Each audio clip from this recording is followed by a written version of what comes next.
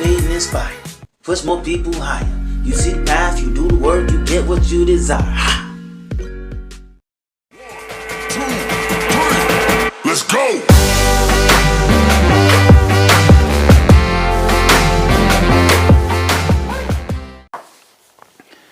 Man, what's up, y'all? How y'all doing today? This not like my usual post. It's more so like a vlog type of thing.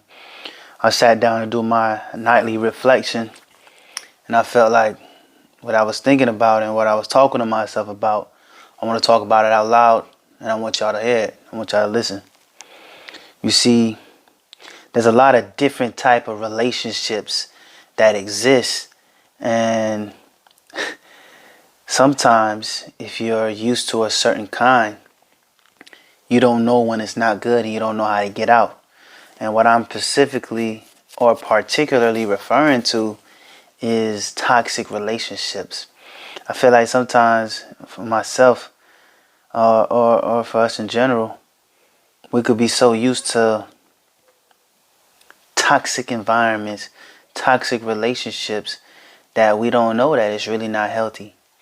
Toxic people is not healthy. Toxicity should not be in your life.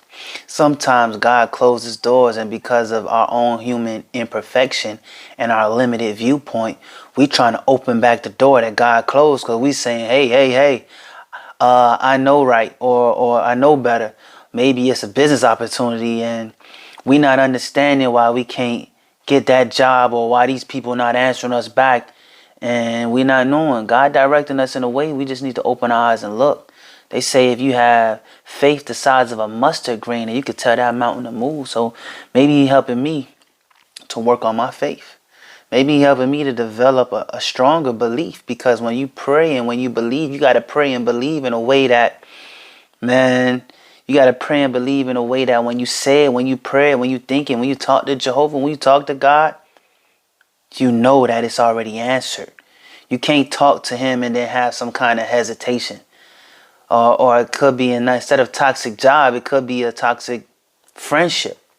It could be a toxic female. You know, if He removes certain things from our lives, we got to let it stay gone.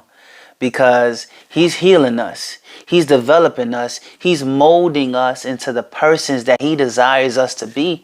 But it's up to us. It's up to me, myself, to see what He's trying to do.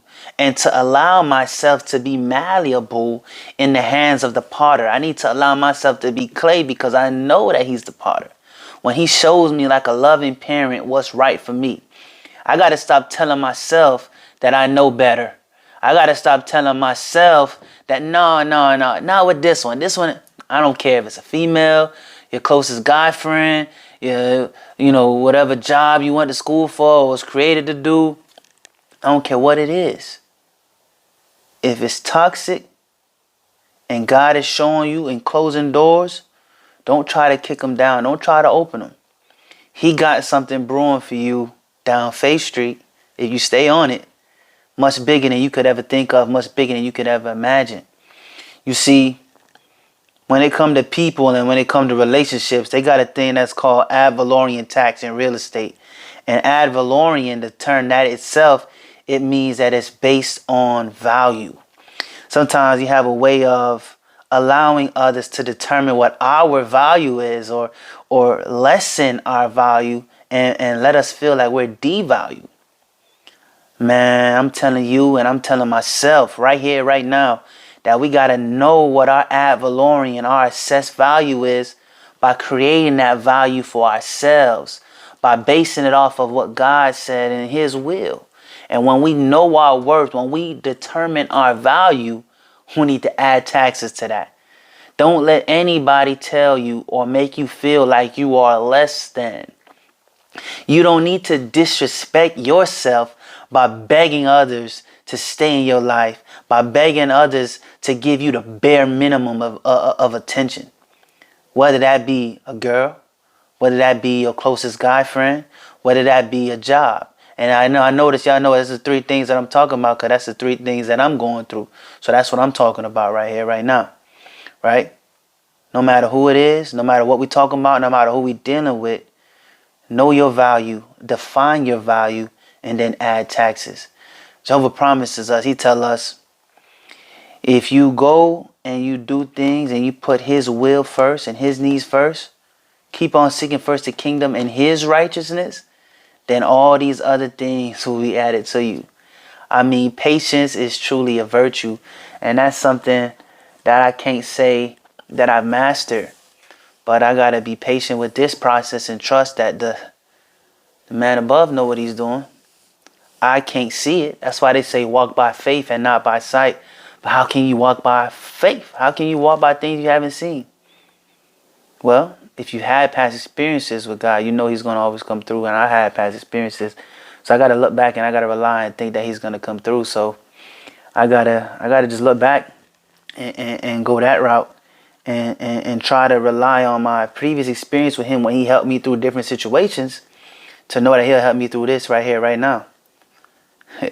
Whenever you feel like you're going to faint, don't faint, because then that means your deliverance is getting near. That was a line from Daddy's Little Girls. And that line stick out to me because I'm in one of those moments right now. I'm in one of those moments where things don't look good, where I'm kind of trying to press my situation, where I'm kind of trying to say, man, why I'm not here, why I should be here. But then I got to stop. You can't assess where you are by judging where somebody else's life is. Don't measure your value and your worth and where you are in life by somebody else's life, because your journey and their journey is two different things.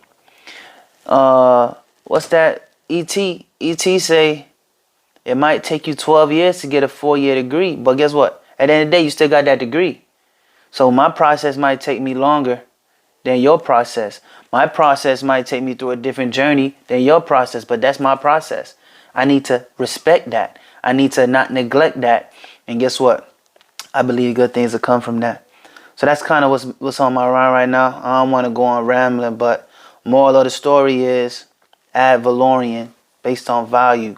Don't let anyone determine your value if they're trying to demean or lessen your value. You need to find your value and then add taxes.